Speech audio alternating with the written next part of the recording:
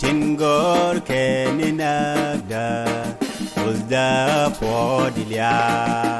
baji zolya lokuzda rego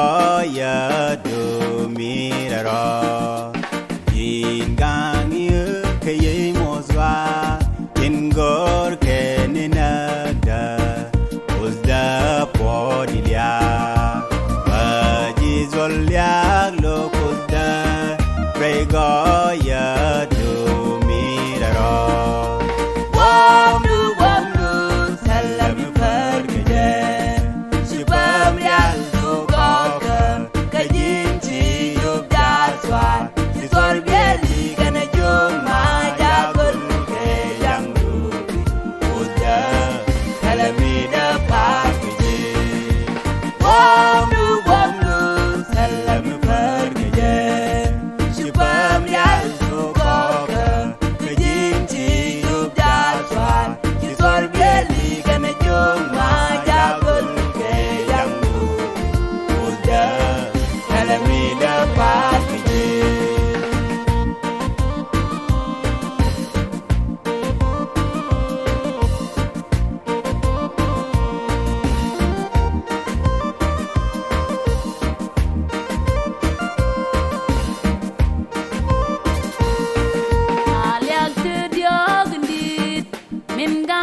Dari wa mejek ko baladalat yang